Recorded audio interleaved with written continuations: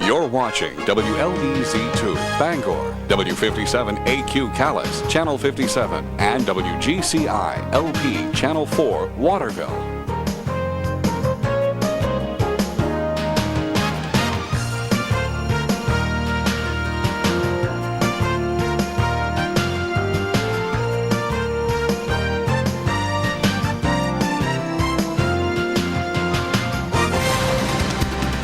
Testimony and speculation. President Clinton finally tells a grand jury about his relationship with Monica Lewinsky. Live, local, late breaking. This is News Center at noon. Good afternoon, everyone. I'm Rob Caldwell. This may end up being the most important day in the presidency of Bill Clinton, and it is not the legacy he wants to leave. An hour from now, he will begin testifying, and aides say he will change his earlier story and acknowledge a sexual relationship with Monica Lewinsky. The latest now from Campbell Brown. Good afternoon. In just 1 hour, President Clinton will face the grand jury. For 7 months now, he has denied a sexual relationship with Monica Lewinsky, but today, aides say his story will change. Are you feeling calm? Independent counsel Ken Starr had little to say as he left his home this morning, just hours before his showdown with President Clinton. There was also no comment from the president's legal team as they arrived at the White House for last-minute preparations. 1 p.m. Eastern Time, the moment of truth for the president. Sources tell NBC News he is today admitting to an improper relationship with Monica Lewinsky, contradicting the emphatic denial he gave the American people back in January. I did not have sexual relations with that woman, Miss Lewinsky. Questioning of the president is being handled by Starr's chief deputies, with the independent counsel standing by. The president's videotaped testimony from the map room is being fed live to the grand jurors at the federal courthouse. They, too, can ask the president questions, relaying them to prosecutors by telephone. The president's strategy, aides say, acknowledge sex with Lewinsky but deny committing perjury. Even though he swore under oath in January, the two did not have a relationship. But prosecutors can then ask, how could he have also said under oath he didn't remember being alone with Lewinsky, insisting she was a friend of his secretary, Betty Curry? Their goal, to get the president to admit not just to perjury, but also a cover-up. Inside the White House right now, President Clinton is meeting with his lawyers. Final preparations now underway for his testimony. Aides say the president is expected to address the nation tonight, but there is no guarantee. They say he probably won't make a final decision until after his testimony. I'm Campbell Brown at the White House. Back to you. At least one senior Republican, Senator Orrin Hatch, says if the president tells the whole truth today, he believes Congress and the American people will forgive him. We asked some people here in Maine what they think the president should do. I've never been a tremendous supporter of the president himself, but at the same time, I think this has gone on long enough, and I'd like to see the president go on vacation, but prior to leaving, take some accountability for it and step to the plate. I think he should own up to it and let the cards fall where they may. He should just admit it and then go on, really. I don't know. If he's a good president, I guess he's a good president, but he ought to just admit that he did it and go on. I don't think a whole lot of people are going to care, really. I think he needs to say, yes, I did it, and go on with life and look at the billions of dollars that's being wasted on this stupid story. And we'll have much more on the president's testimony and reaction to it beginning tonight on News Center at 5:30. Police have arrested 5 people in connection with the worst terrorist bombing in the history of Northern Ireland. The 5 were picked up at dawn in their homes near Omagh, where a car bomb exploded Saturday. The blast killed 28 people and wounded 220 more. It remains to be seen what impact this terrorism will have on the Northern Ireland Peace Accord, which was brokered by former Senator George Mitchell. A vast majority of people in Ireland, north and south, voted for the peace agreement, which in its terms repudiated violence and the use of violence to solve political problems. This is a very tiny minority of cowards and murderers who are trying to destroy a process that is supported democratically by the overwhelming majority of the people of Northern Ireland. No one has yet claimed responsibility for the bombing. Police say the 5 people arrested this morning may not be charged right away. Under Northern Ireland law, they could be questioned for up to a week before being charged or released. As for Mitchell, he says his trip to Northern Ireland with President Clinton next month will go forward. The FBI has confirmed its agents are questioning a suspect in the bombings of the U.S. embassies in Kenya and Tanzania. Mohammed Sadiq Odeh was arrested in Pakistan, where authorities caught him with forged documents. The FBI has questioned Odeh, but says he has not confessed and has not implicated anyone else in the bombings. The woman from Portsmouth who was sentenced to 5 years of hard labor in Myanmar but then released says she is glad she went to that country. Anjanette Hamilton, who is 20 years old, flew into Newark Airport this morning. She says she hopes her arrest focuses attention on human rights abuses in that country. She and 16 other foreigners were arrested for promoting democracy, something the Myanmar government does not appreciate. We were immediately surrounded by people, and all that we were doing was throwing these leaflets and wearing T-shirts that said we're pro-democracy, pro-human rights messages, and we were arrested. Hamilton is expected back in New Hampshire this evening. Lawyers for several insurance companies say they will fight a finding today by the Maine Human Rights Commission. By a 3-2 vote, the commission ruled it is discriminatory to offer different long-term benefits to mentally handicapped people.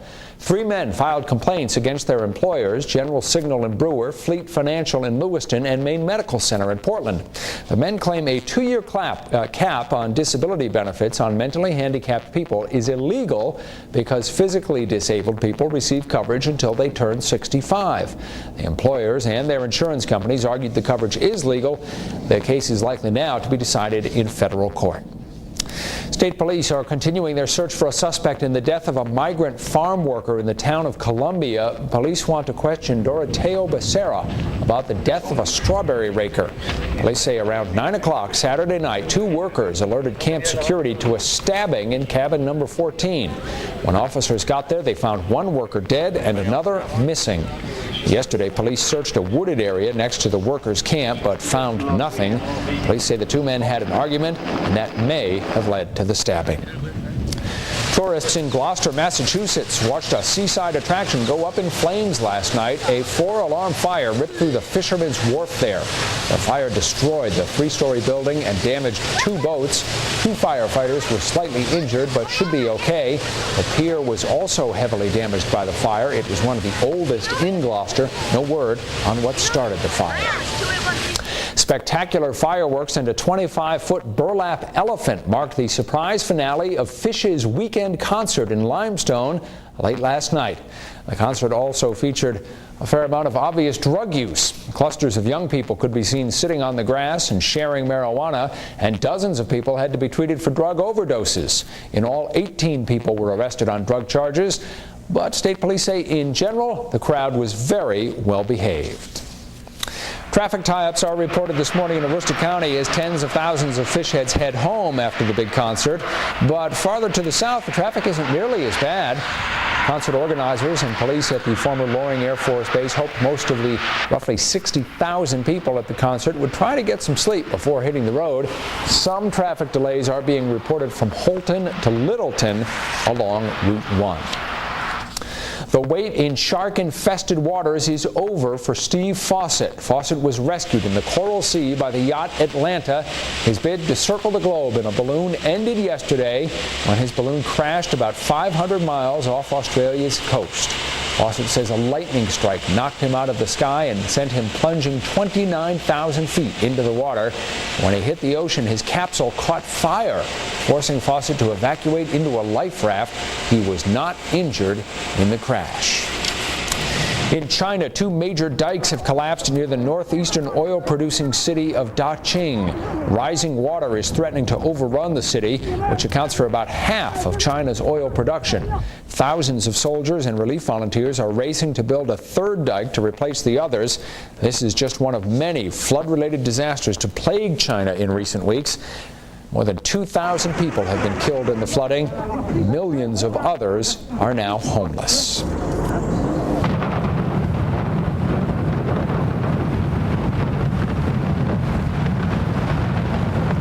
The Guinness Book of World Records is calling that the largest implosion in history. 17 buildings in San Juan, Puerto Rico are now just piles of rubble. The implosion of the deteriorated apartment complex is part of an urban renewal project sponsored by the government. Still ahead on News Center, Roger Griswold says we will see some sun and some clouds today with rain on the way. His forecast is next. And later, how can you tell if your preschooler is ready to make the jump to kindergarten? We'll let you know what you as a parent need to look for coming up.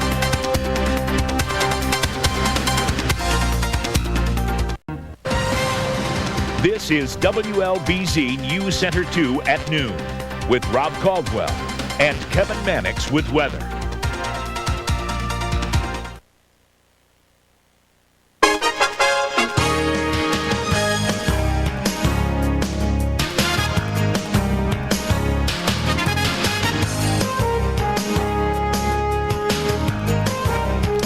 Time for the weather. Roger Griswold is here. He told us we'd get rain today, and in some places it has already arrived. Indeed, yeah. Southern Maine, we thought it would come in just after noontime, but hey, this is cutting it close, you know.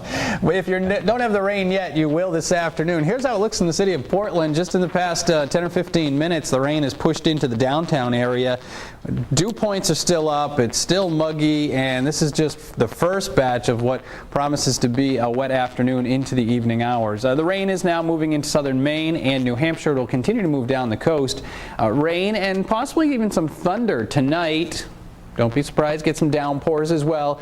Tomorrow I'll call for partial clearing. The heavy rains will taper off in the morning, and then there'll be sort of a lull during the day and even some sunny breaks.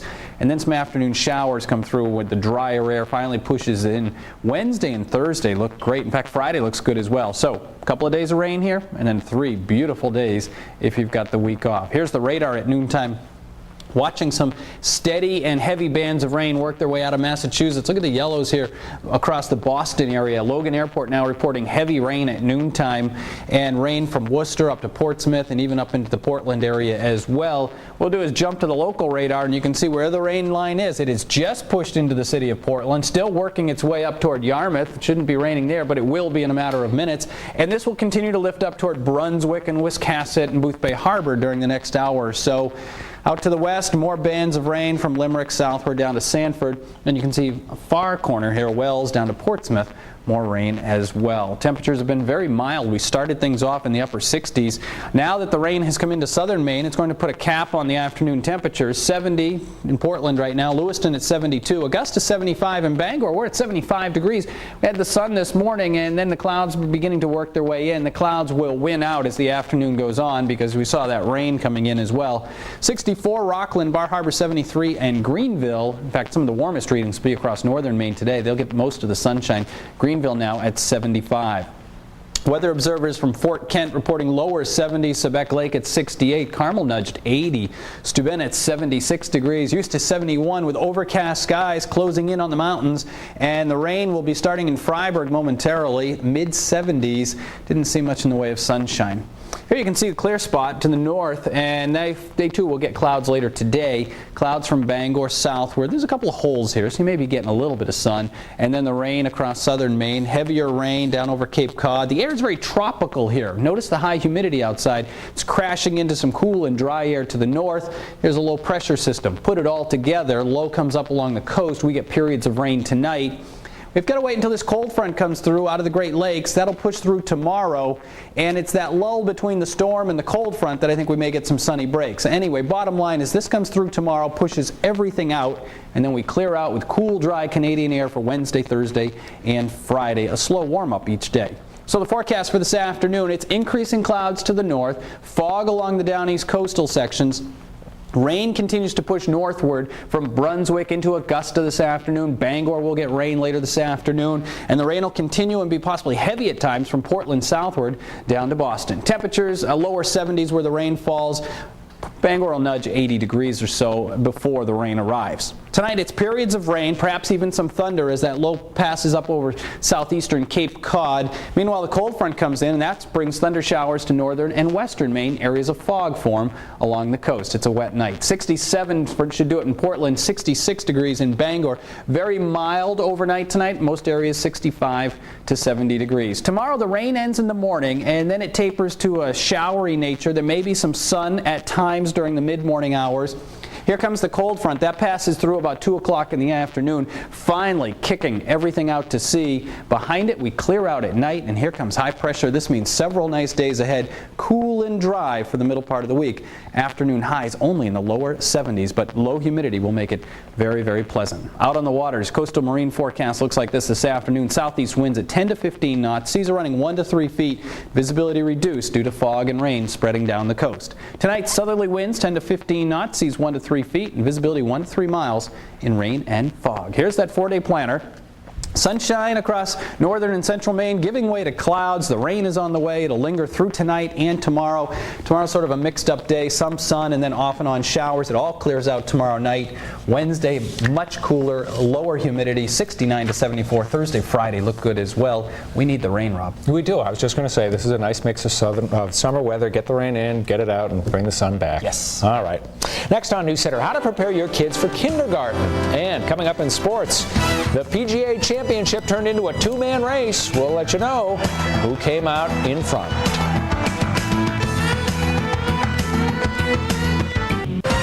Live, local, late breaking. You're watching WLBZ News Center 2. It is that time of year when kids are getting ready to go to school. One of the more difficult transitions a child has to make is the one from preschool to kindergarten. Tamara Gibbs has some helpful hints on what parents can do to make the transition a smooth one. Once your child is 5 years old, the next step is the big K, kindergarten. But how do you decide if your child is ready? Perhaps this child isn't ready yet to go to the big building with the masses of kids. And if that's the case, education expert Dr. Lillian Katz says you'll have to ease your child's first day fears, visit their school, or meet with their teacher before class starts, and constantly reassure them, letting them know you understand how they feel. It's probably better for the child if you say you're going to go to kindergarten, you'll make new friends, you'll learn new things. I'm sure you get to like the teacher, but I'm sure there are going to be moments when you wish you were at home. And they need the social skills because without those, no matter how much academics they have or how much knowledge they have, if they can't function in a group setting with their peers, they're going to have a difficult time. And that's where daycares with a pre-kindergarten curriculum can help. Experts say a simple project like this can make all the difference on your child's first day. They sort things, they count things, they use things from home. These are objects that they're familiar with, so they're learning counting and sorting, but not through an abstract way.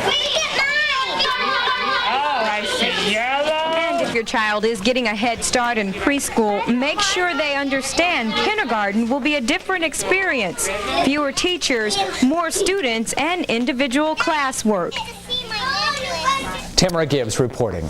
Sports is next on News Center at noon, and in this day's Savvy Traveler, why more and more Americans are heading across the pond to the Emerald Isle.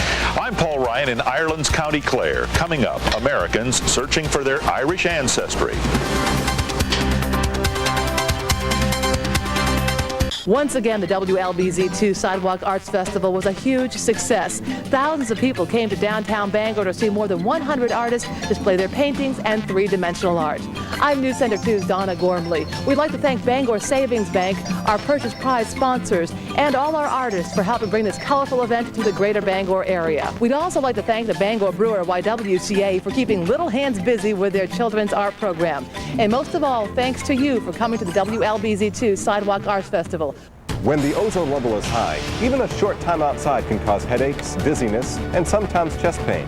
Hi, I'm Steve McKay. Weeknights on News Center 2, the 6 o'clock report, I'm going to help you breathe a little easier. News Center 2 is teaming up with the State Bureau of Air Quality to bring you the ozone forecast. I'll show you what the ozone levels will be the next day. This will help you protect yourself and your family when the levels become dangerously high. The ozone forecast, weeknights at 6 on WLBZ News Center 2. The New England Patriots are still looking for their first win of the preseason, and they may have to go all the way to Mexico to get it. The Patriots take on the Dallas Cowboys tonight in Mexico City.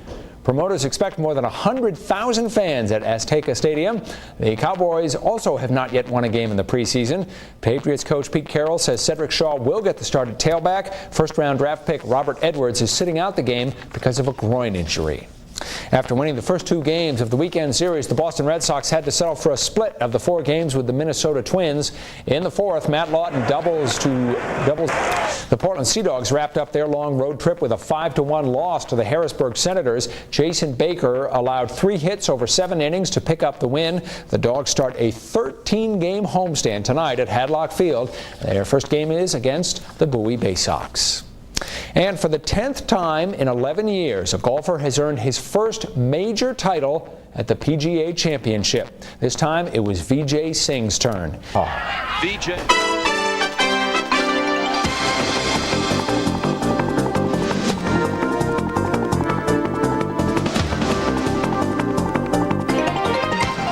WLBZ-TV's People Make the Difference campaign has inspired people of all ages. Hi, I'm News Center's Kimberly Brown. And I'm Vince Pavakwa. For the past year, WLBZ-2 has brought you the good news of neighbors helping neighbors, people making the difference. From our weekly news features and many community partnerships, to our station projects and fundraising efforts, a lot's been accomplished. Thank you for lending a helping hand. Together, we are making the difference. People make the difference, WLBZ-2.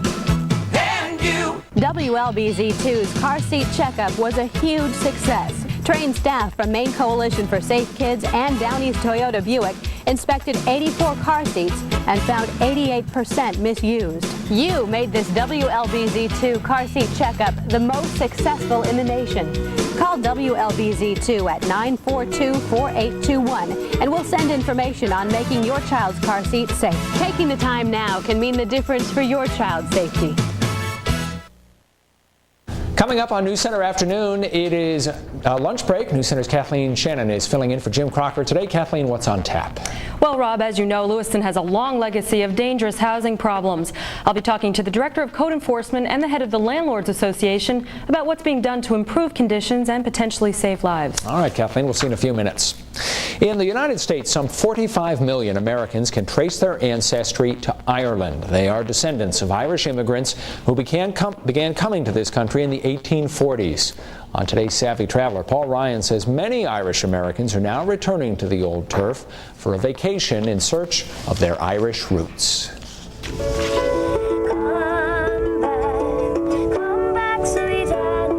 She sings of a lost love who left Ireland's County Clare for America. For Ireland, it's an old refrain. At one time, this country of 4 million had twice the population. But in 1845, Ireland's potato crop failed. Famine set in. The human devastation wrought by the potato famine was astounding. In just 5 years, from the time the crop failed, 2 million Irish died. Another 2 million left the country. Most of those went to America. Now, Irish Americans are returning to places like County Clare's village of Corofin and the Clare Heritage Center.